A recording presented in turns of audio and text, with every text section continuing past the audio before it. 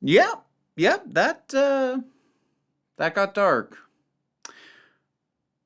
BoJack Horseman, season 3. Now, I am going to get into spoilers pretty quick, so be aware. I wasn't as shocked by this as people who watched it when it first came out likely were.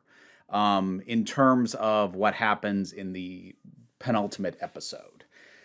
Because while I didn't know who it was, I did know that there was a character who died of an overdose while on a bender with BoJack. So when Sarah Lynn, his former child co-star, I mean, she's not a child now, but he's known her since she was a literal child, goes with him on a bender, I I knew what was coming. It's still really well done. It's it's a difficult thing to portray simultaneously the reasons why people will go on this kind of bender, not obfuscate, the appeal of it, simultaneously while not also glorifying it and therefore ending up in that sweet spot where, like, okay, I get why certain people would fall into this and stay in it and where the appeal is, but also not shying away from the potentially deadly consequences of that. It is neither diminishing of the problems. The boy, that's an understatement, but the problems of this kind of behavior, while also not turning it into, a very special episode or a movie of the week feeling thing. It's not overdone or excessively dramatized. It just feels real.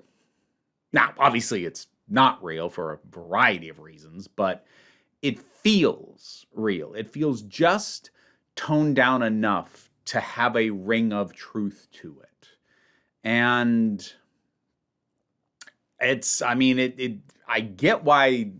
I get why people kind of gave me the heads up about penultimate episodes in general, and I suspect that the second to last episode of this season probably sucks a lot of the oxygen out of the room when it comes to talking about this season overall. I mean, not only for that very jarring thing that happens at the very end, where they're in the planetarium, she just leans against him, and he just says, "Sarah Lynn, Sarah Lynn," and she doesn't respond because she's not there anymore. And I get why that eats up a lot of the conversation. And even beyond that one moment, like, the structure of that episode's really good. The use of BoJack blacking out to serve as time skips, not only for us as the audience, but also him, because it's a little bit of a memento kind of thing where it puts us in the same headspace as him. Obviously, we're not drunk. Ideally, I would not consume substances while watching this show in general, that episode in specific. But it is giving us that headspace of, oh geez, okay, this is what we're doing now, and it jars him and it jars us. So that's a well delivered thing overall. And oh god, him going to Penny's college. Oh my god. What I will grant is that while it was a big BoJack, what are you doing? The thing was, much more this time than a lot of previous times, I knew what he was doing. He was drunk and high and not thinking and wallowing in self-destruction. So I knew why it was happening this time. So I wasn't here going, dude, what are you doing? I was here going, oh no. But this season is a lot more than that. This season is the entire awards lead up to the Oscars, where BoJack has Anna Spanakopita, which is fun to say, especially if you know what Spanakopita is, which just adds to the fun of saying the name. But she gets involved in working on helping ensure and lock him down, at the very least a nomination, if not a win. And we're also seeing Diane and Mr. Peanut Butter trying to figure out how their stuff works. We've got Princess Carolyn starting her own agency. Princess Carolyn's starting to grow on me. It's not that I disliked her before. I kind of found her one note is mean. I kind of found her like 1.5 note. Like they just kept hammering the workaholic, never stop grinding, workaholic thing with her.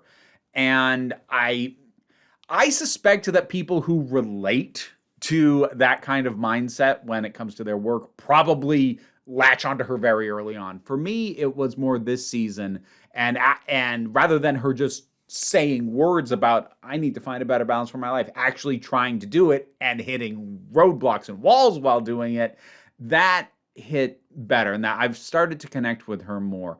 Also, I love her new assistant. I love Judah. He's amazing with his man bun and his beard, and Diedrich Bader just going full deadpan. Oh, he's great. I love him. And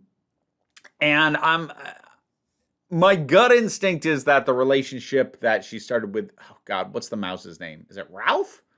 I can't remember now. Whatever the mouse's name is, it's very sweet, but also in the back of my head, I'm like, there's no way this works. There's no way her first extended dating thing after having gone through as much nonsense as she has is going to be the one that works. But they are sweet, and I hope that it doesn't blow up too spectacularly when it, I feel anyway, inevitably does kind of fall apart. But I don't know. I could also be wrong about that. As I said, Diane and Mr. Peanut Butter, that they're doing a surprisingly good job of actually making that a compelling relationship, despite, how exaggerated of a character Mr. Peanut Butter is. The show does a very good job of taking a very jokey character and imbuing him with a lot of humanity. He has that, Labrador energy to him, but at the same time, he still is a person and has those feelings, and it relates them very well. And I like that he is very rarely particularly judgmental of Diane. He's trying his best, but I don't want to say she's taking advantage of him, but she kind of expects him to just leave her for some of the stuff that's going on, and then he doesn't, and she doesn't really know what to do with that. Now, Diane hasn't been as overtly self-destructive as BoJack, but she's done it a little bit, and she's clearly still having her what the hell is my life crisis. Then there's Todd. Oh, God. Todd is still very much a source of humor for the most part, but we appear to have gotten confirmation of him as asexual, which is another thing that I did already know before coming into the show. And also, I'd say right up there with the season 1 confrontation between BoJack and Herb. Here we have Todd yelling at BoJack saying, you can't keep doing terrible things and feeling bad about it. You have to start changing your behavior and do better. Like, that was such a justified crash out. And I actually really like that. For as sweet and caring and frequently oblivious as Todd is, I appreciate that he's holding grudges against BoJack, that he's not forgetting what BoJack has done to him. And I feel like I'm watching that animosity build on itself as time goes on. I feel like he might never have forgotten the sabotaging of his rock opera, but he might have moved on. But then there's, BoJack sleeping with, Todd's, I'm just going to say potential love interest. I know Todd's asexual. I'm not sure whether or not he's aromantic. But obviously when Todd finds out about that, he's not okay with that either. And you're just seeing the things stack up where maybe it's okay, that happened long enough ago. Maybe I can move on. New thing. Okay, dude. And it's done quite well. Another episode that felt like a highlight that, again, I suspect gets forgotten because the conversation about the season probably gets swallowed up with the Sarah Lynn stuff. But I think it's the 4th episode. It's relatively early in the season where it's basically silent because BoJack is going to an underwater premiere for his movie. First of all, pretty fun world building with the underwater place where the fish are. That's their native environment. That was quite nice. I liked that. And I'm sure there isn't a ton of lore and world building, or like, how does this work logistically? They kind of gloss over that by and large, but I don't know. It's nice to see when more thoughts put into it, and it conveys the story that's telling really well. And boy, what an amazing punchline at the end to realize that BoJack could have been talking to people. He just didn't know there was a button on his little rebreather helmet to allow him to do that. That was good. That was real good. This is a very solid season. And as much as it has gotten quite dark, I can think to other shows that had very dark seasons. For some reason, the first one that's leaping to mind is 6 Feet Under. I can't remember if it was season 3 or season 4, but there's one season in there that is just a parade of misery from start to finish. It has one of the darkest episodes of TV I've ever seen, full stop. That one I think the episode's called Have You Seen My Dog? But even like taking that episode out, like that season is just everything falls apart for everybody. I prefer this. I prefer this where there are high points. There are moments where BoJack feels like he's winning. There's a moment where he thinks he has. He thinks he's gotten that nomination until it turns out, no, he didn't. And him initially kind of coping with, well, why don't I feel different? And then going, well, I'm just going to party my ass off because now it's justified and it's not me wallowing in pity to do it, only to find out he didn't actually get the nomination, and then to wallow in pity the hardest we have ever seen him do it. They have him crash down real low, but they also didn't just put him down there and kick him the whole time. Same with other characters. It's much more up and down, and so as dark as it has gotten, I would hesitate to call it a dark season. It's a dark final stretch. It's a dark final 2 episodes for sure. But I'm not sure I'd qualify it as a dark season. Now, that's not me saying that I doubt future seasons will be dark on the whole. They might be. This is going to be an interesting place to pick up from. But I think I'll be more prepared to go there if the show chooses to, because this season was not just darkness from start to finish. It ended dark, but it kind of earned getting there. So now that it's there, if the next season chooses to mainly stay there for most of the season, well, we'll see how it balances it, but I think it's more likely to get me to come along for it than that one frickin' season of 6 Feet Under, which, oh, geez, like that was a good show, but dang, man. Anyways, BoJack Horseman, season 3. What did you think about this one? Whatever your thoughts are, drop something down in the comments. Let's talk about it. Patreon pays the bills, enables me to do this as my living. Even if you can't help me out that way, like, share, subscribe. Quick heads up.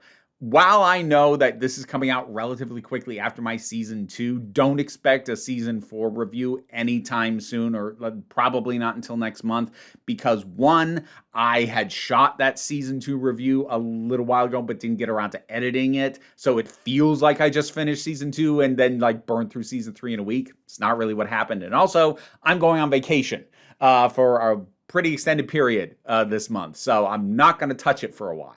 So we'll probably be back next month to talk about season 4. But anyways, don't worry too much about it. We take a relaxed attitude around here, so you can just come on back next time you need a break.